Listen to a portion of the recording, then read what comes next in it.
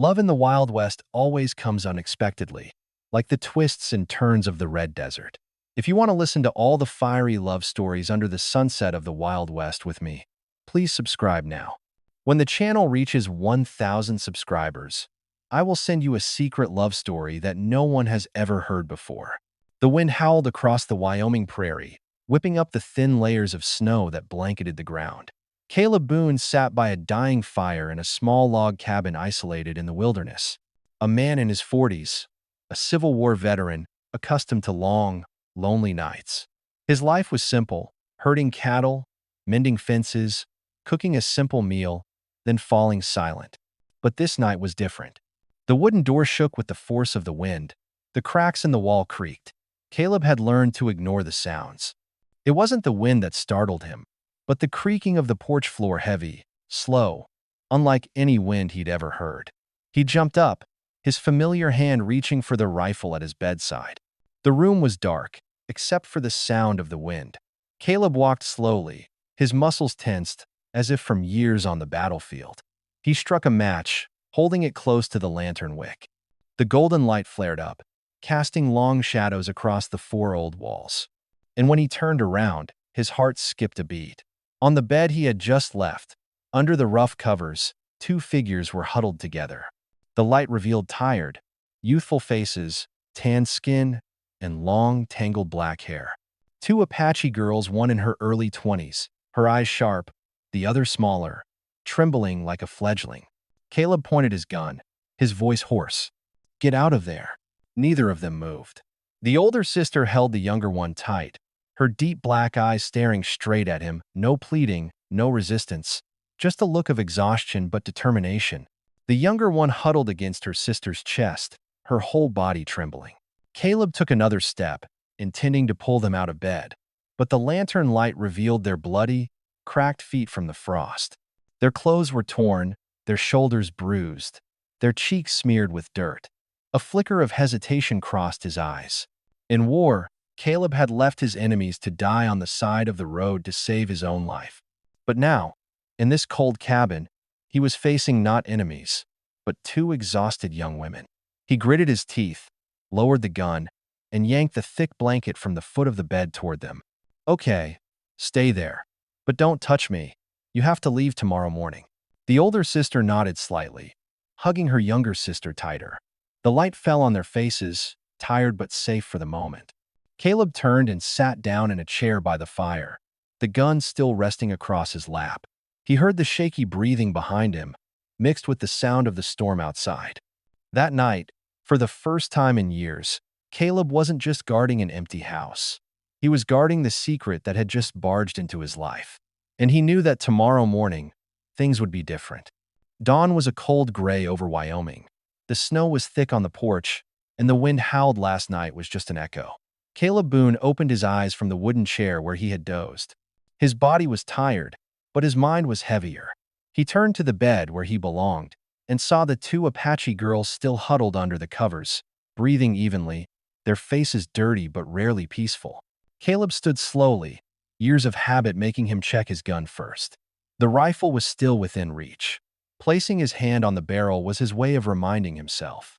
Don't forget, they're strangers. He rekindled the fire, the crackling of the wood waking the older girl. Her dark eyes opened, her gaze still sharp, alert.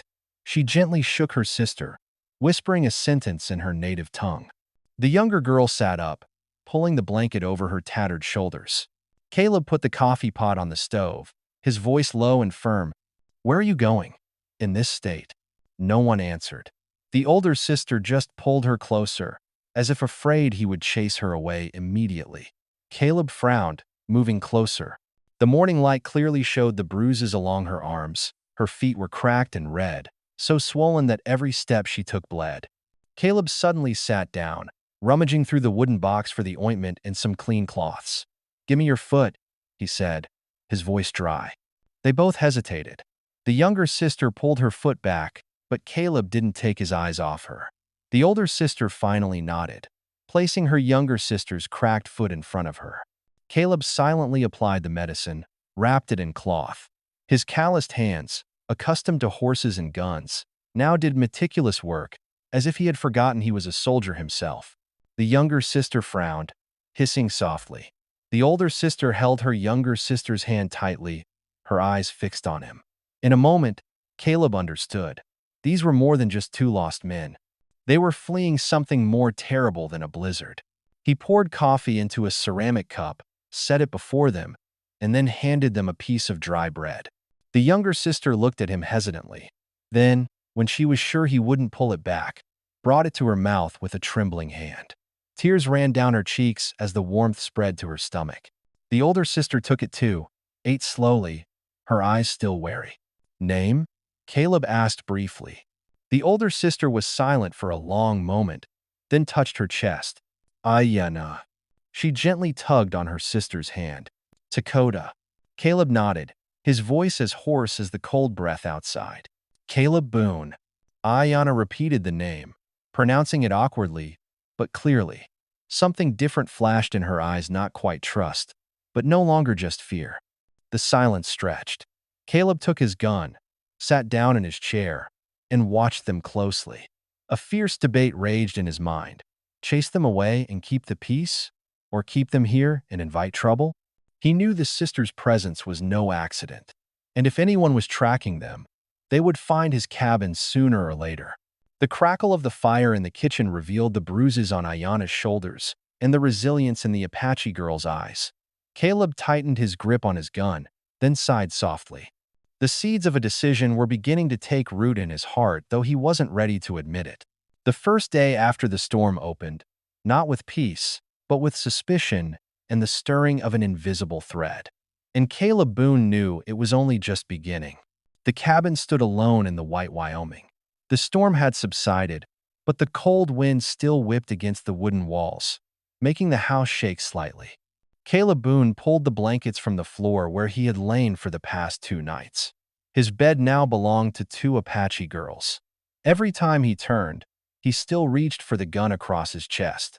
The silence between the 3 people was like the ice covering the fields. Caleb cooked breakfast with familiar things: dried beans, hard bread, bitter coffee. He left a small portion in front of Ayana and Dakota and turned away, not bothering to say a word. They didn't thank him, just silently ate each small piece as if afraid it would be taken away. Ayana began to walk around the cabin, still limping but with a determined look. She found a broken needle and some old thread in the wooden box. Without a word, she sewed Caleb's torn shirt back together. The stitches were crooked and clumsy, but each stitch penetrated his eyes, accustomed to loneliness. Dakota swept the floor with an old, short broom, sweeping the dust into the corner. She was so clumsy and awkward that she dropped the pile of dry wood. Caleb turned around in surprise, his cold gaze making her take a step back. But then, when he saw her face pale with fear, Caleb sighed and bent down to pick up the wood. He didn't say anything, just put it back by the stove. At night, the air grew heavier. Caleb lay on the floor, his back aching. The howling wind on the porch mingled with the soft breathing of the 2 sisters on the bed.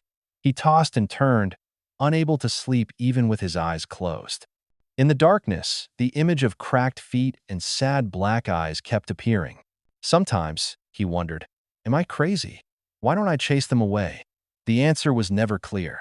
He only knew that, although his cabin was no longer quiet, it was no longer as cold as before.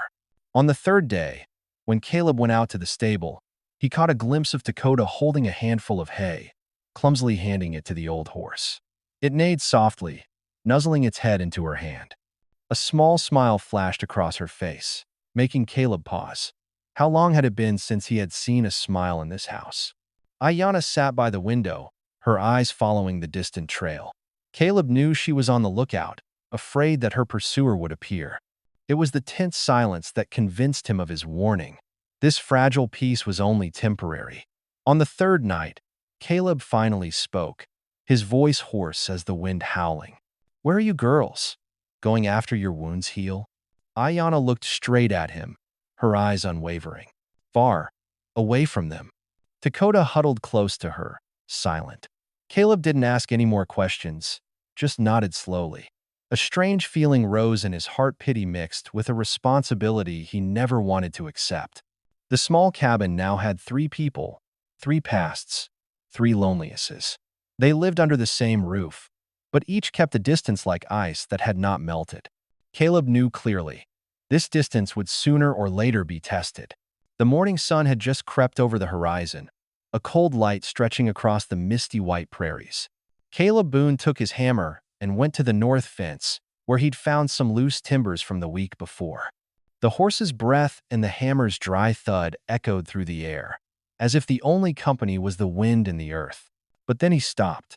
Under the thin layer of snow that had fallen overnight, strange hoof prints were imprinted in the dirt. Not his own herds. Deep, heavy, straight toward the fence, and then disappeared into the trail. Caleb knelt, his calloused hand touching the fresh tracks, probably only hours old. His heart sank. He'd lived too long in this country to be mistaken. This wasn't some random passerby. This was someone looking for something or someone. When Caleb returned to the cabin, he found Ayanna sitting by the window, her eyes staring thoughtfully south. Dakota lit the fire, her small hands shaking but patient.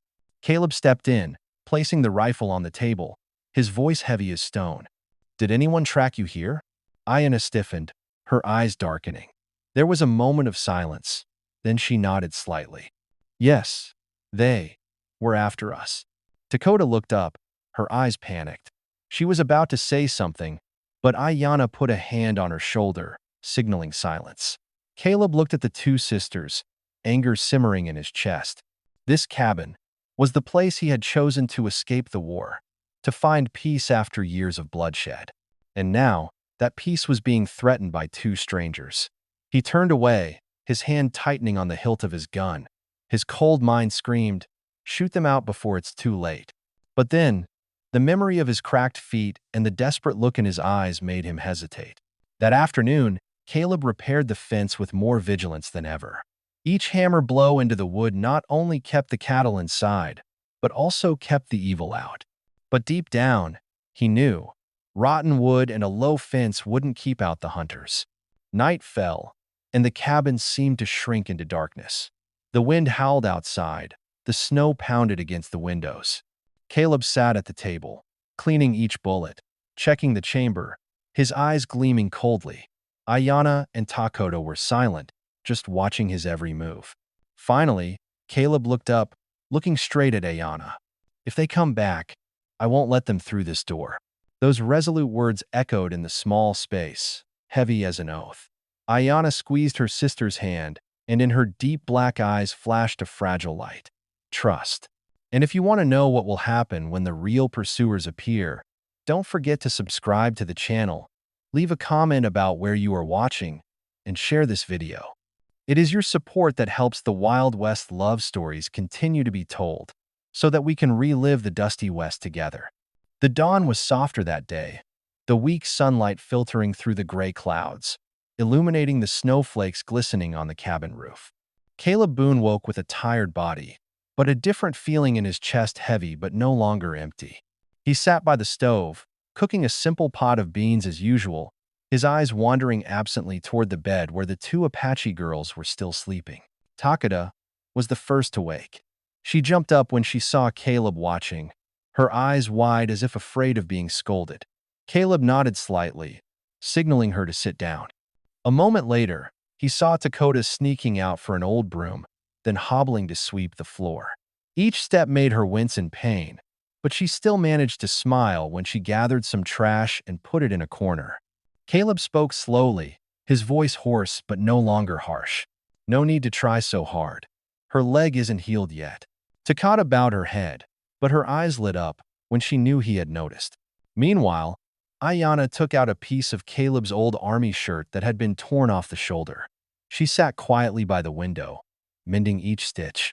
The needles were clumsy, the stitches were crooked, but the concentration on her tanned face suddenly filled the cabin with a new breath.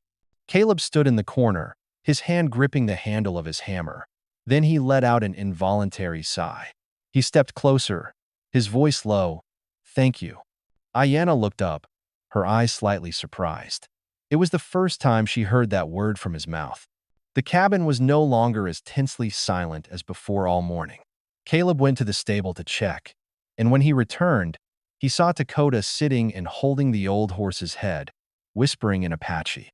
The horse rubbed its nose against her shoulder, strangely obedient. He smiled, a rare gesture that made his hard face less cold. At noon, Aina put the pot of beans on the table.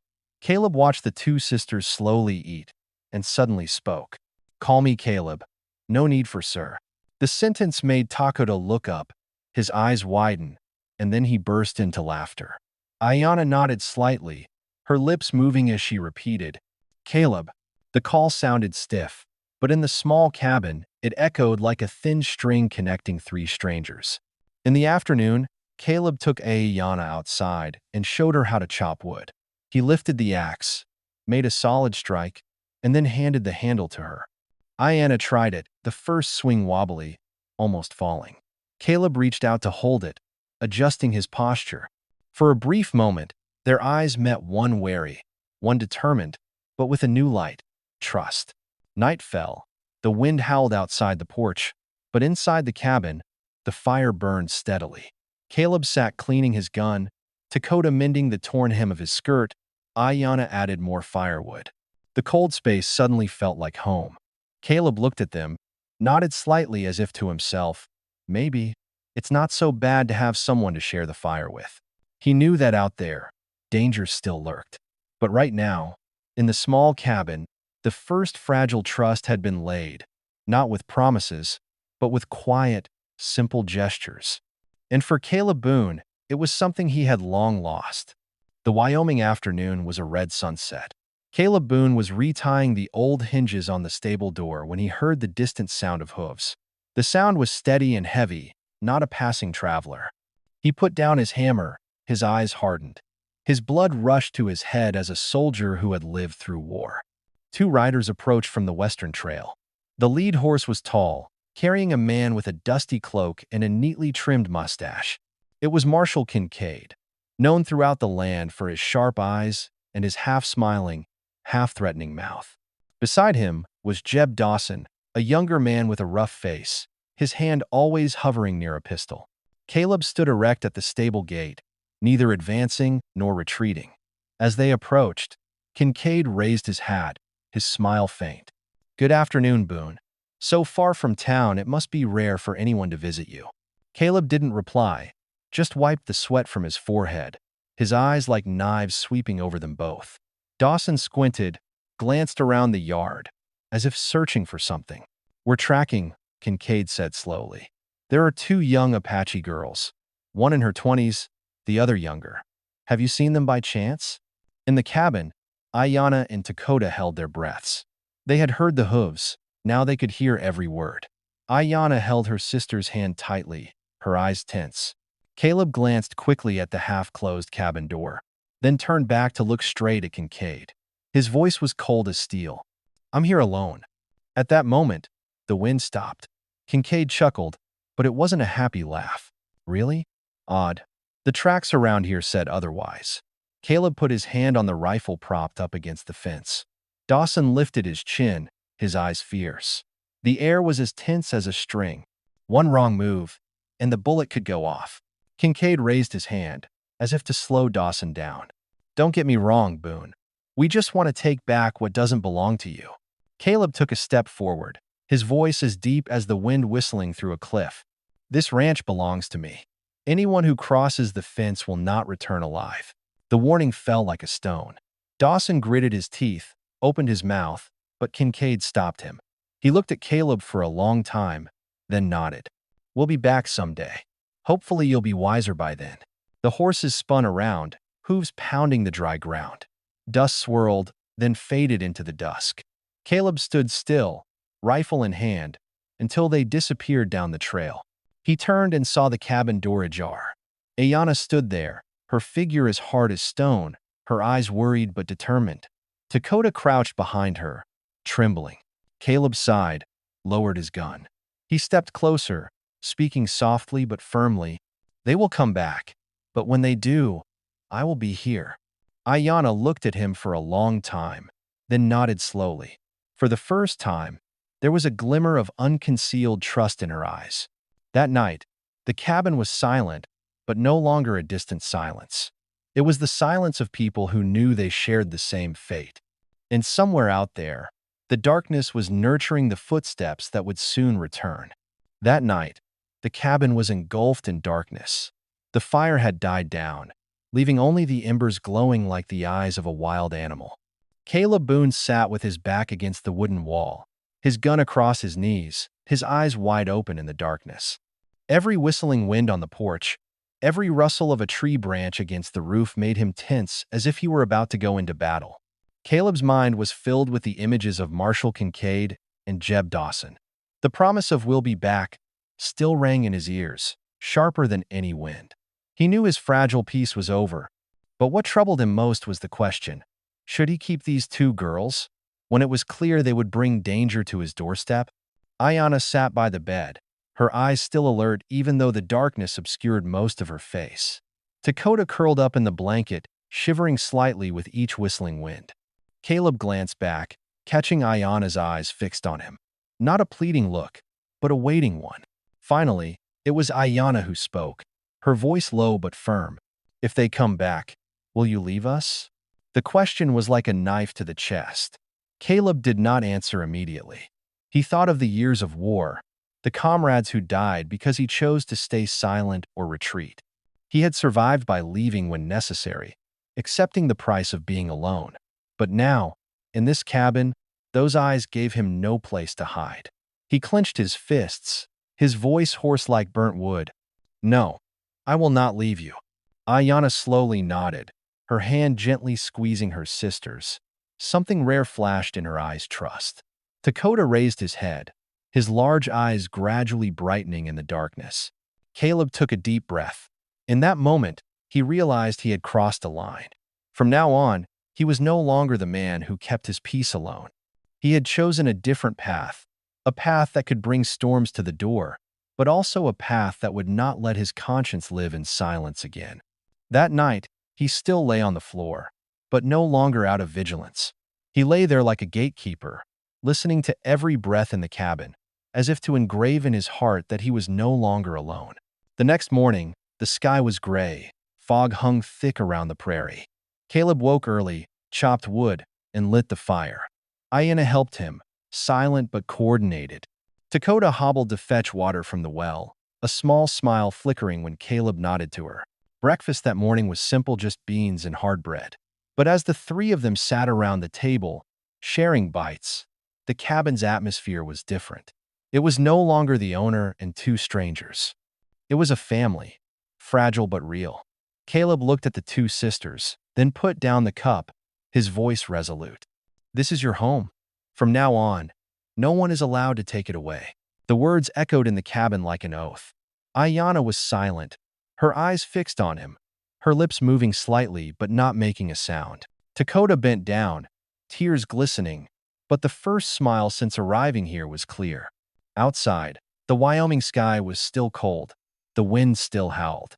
But in that small wooden cabin, three people had overcome their fears, put their trust in each other. And Caleb Boone, who had once locked himself in solitude, now chose to stand up, willing to pay the price to keep the new thing that had just blossomed.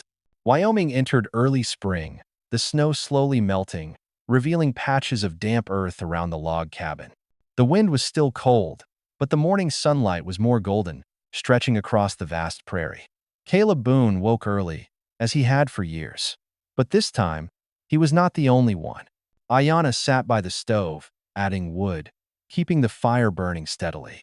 Her long hair fell to her shoulders, her tanned face glowing orange from the embers. Dakota was busy with the pot of beans, the aroma spreading throughout the small room. Watching the two sisters busy, Caleb suddenly felt the normally quiet cabin was strangely alive. The three of them sat around the table, sharing a simple meal. Dakota clumsily dropped a spoon, the metal clanging loudly against the wooden floor. She blushed and hurriedly picked it up, but Ayanna let out a small laugh. Caleb couldn't help it either, a brief laugh, but enough to make Dakota's eyes widen in surprise. In that moment, a rare laugh echoed through the cabin, a sound Caleb had thought had long since left his life. After breakfast, they went out into the yard. Caleb closed the stable door, while Ayanna rolled up her sleeves and helped him clear the rotten wood around the fence. The hammer blows and axe blows fell firmly, mixed with the whistling wind and the small laughs from Takoda as he played with the old horse. She laughs more, Caleb remarked, his voice low but no longer dry. Takoda looked up, his eyes sparkling. Because I feel safe now. The answer made Caleb silent, his hand tightening around the hammer handle. For years, he had known only cold, defensive, and suspicious existence. Now these two Apache girls had turned his lonely cabin into a place he could call home. That afternoon, Ayana carefully washed Caleb's old shirt and hung it on the clothesline outside. Dakota sat on the steps, mending a torn leather bag. Caleb sat on the lower steps, a sharp knife in hand, whittling dry sticks. No one spoke much, but the silence was no longer heavy. It felt like peace, like the shared breathing of a small home. As night fell, they gathered around the kitchen. Ayana sang softly an Apache song, her deep voice echoing like wind through the rocks. Caleb listened, his strong hand tapping rhythmically on his knee. Dakota leaned against her shoulder, eyes closed, letting the song lull him to sleep. Something inside Caleb softened. He remembered the days of war, when his comrades would sing to ward off fear before battle. Now, the song had a different meaning, not a preparation for death, but a reminder that life was still alive. But when Ayana stopped singing, her eyes turned to the dark window, the tension in her gaze returning. Caleb saw it too. They both knew. These peaceful days were temporary. The enemy was still out there, waiting for the weakest moment to strike. Caleb put his hand on the rifle leaning against the wall. His eyes met Ayana's, and without a word, they both understood. They would soon have to pay the price for this brief peace. That night, in the small cabin, the howling wind from the porch still echoed. But in the circle of fire, three people who were lost found a common warmth. A fragile warmth, but enough for them to cling to before the real storm came. That afternoon, the Wyoming sky was darker than usual. The clouds were thick and gray, and the wind was blowing dust across the clearing in front of the cabin. Caleb Boone was building a fire in the stable when the sound of hooves echoed back, this time fast and urgent, like a declaration of war. He stepped out onto the porch. At the end of the trail, Marshal Kincaid and Jeb Dawson appeared, their horses galloping toward the gate. Kincaid's face was cold, his crooked smile tearing the air. Dawson was clutching the butt of his gun, his eyes fierce. Caleb didn't move. He stood in front of the yard, his rifle in his hand, barrel pointed at the ground but ready to raise at any moment. "Boone," Kincaid called out as the horse slowed at the gate. "I told you, we'll be back. And today, I'm not leaving empty-handed." Dawson spat on the ground, his eyes scanning the cabin as if searching for a familiar figure. Caleb squinted. He knew the Apache sisters were inside. He could hear every word. "Get off my land," Caleb said slowly, his voice hoarse as steel. "You have no business here." Kincaid raised his eyebrows, his smile growing. "Yes, those Apache girls. They're mine. Give them back, and we'll leave in peace." Caleb raised the barrel of his gun, aimed it straight, his voice low as distant thunder. "They're no one's, and you're not setting foot through this fence." The air was as tense as a bowstring. Dawson leaned forward, his hand almost drawing the pistol. But Kincaid raised his hand to block him, his eyes flashing with an unreadable light. "Boone," he said, his voice smooth and venomous. "You against this whole place by yourself? Do you think you can hold them off?" Caleb didn't answer. He took a step forward, his eyes shining like knives. "Try to go in." In the cabin, Ayana pulled Dakota under the window. But then, instead of hiding, she grabbed the gun Caleb had given her the day before and loaded it with a trembling hand. Takeda gripped her sister's shoulder, his eyes trembling but determined. They knew the decisive moment had come. Out in the yard, Kincaid sat still on his horse, his eyes downcast. He considered for a long moment, then lowered his hand and pulled on the reins. "Not today, Boone, but remember, it will come." Dawson growled, but he had to turn his horse. The two figures faded into the dust of the prairie, leaving the cabin yard in a tense silence. Caleb stood still until they were out of sight. When he turned back, the cabin door opened slightly. Ayana stood there, gun in hand, her dark eyes shining not just with fear, but with determination. Dakota was behind, his hands still shaking but his face as hard as ever. Caleb lowered his gun, sighed, then nodded. Good. Next time, we'll face each other. The three looked at each other, and in that moment, they knew that from now on, their fates were tied together in an unbreakable thread. If you're excited about this breathtaking confrontation, please subscribe to the channel, leave a comment on what you think Caleb and the Apache sisters will do next, and don't forget to share so more people can enjoy these dramatic Wild West love stories. Dusk fell over the Wyoming prairie, spreading a brilliant red and gold hue over the distant hills. After the suffocating afternoon standoff, the cabin was filled with a thick silence. Caleb Boone sat on the porch steps, his gun at his side, his eyes following the trail where Kincaid and Dawson had disappeared. Questions were pounding in his head. When would they return? How many would come? And when they did, would the old cabin stand? Caleb knew one thing. The peace was gone. The cabin door opened slightly. Ayanna stepped out, holding a patched wool blanket. She wrapped it around Caleb's shoulders without saying anything, then sat down beside him. Dakota also emerged, holding a wooden cup of water, and placed it in front of him. I'm not afraid anymore, Dakota said, his voice low but firm. If they come back, we'll fight them.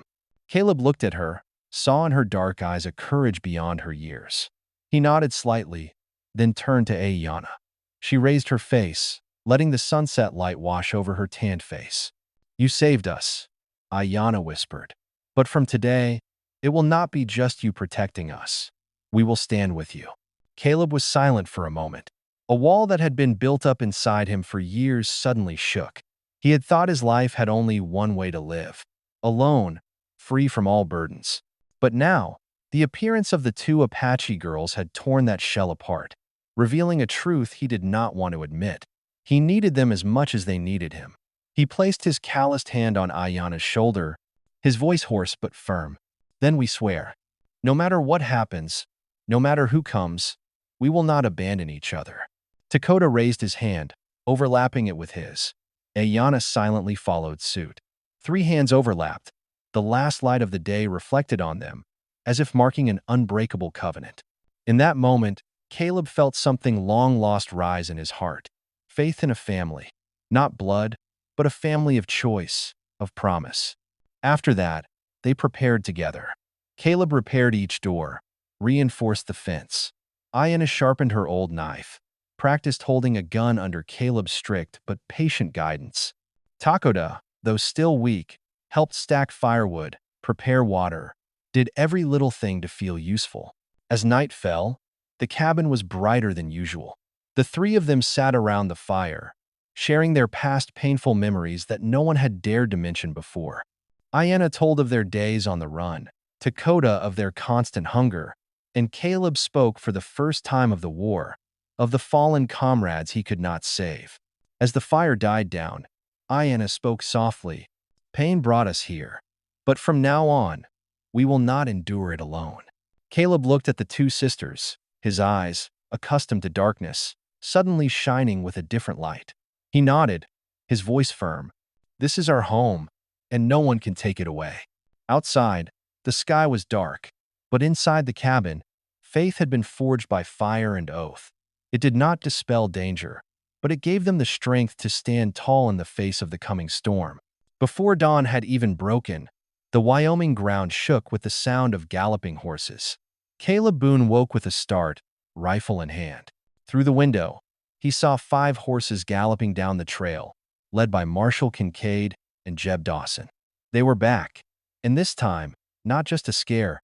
Caleb stepped onto the porch, his eyes steely. Ayanna stood behind him, clutching the gun he had taught her to hold. Dakota trembled, but still held the small dagger in her hand, ready if needed. There was no going back, and all 3 knew it. Kincaid pulled his horse to a stop in front of the yard, a cold smile on his lips. Boone, I gave you your chance. Now give those 2 girls back, and I will let you live. Caleb lifted his gun, his voice hoarse and commanding like a fateful command. This is our house. Anyone who crosses the fence will not leave. Dawson snickered, but before he could lift his gun, a loud bang rang out.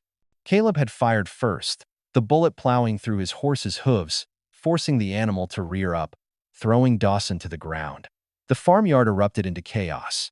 Kincaid drew his gun, and the two men who followed swung their weapons. But Ayanna took aim from the cabin window. The first bullet pierced one man's helmet, sending him flying off his horse in panic.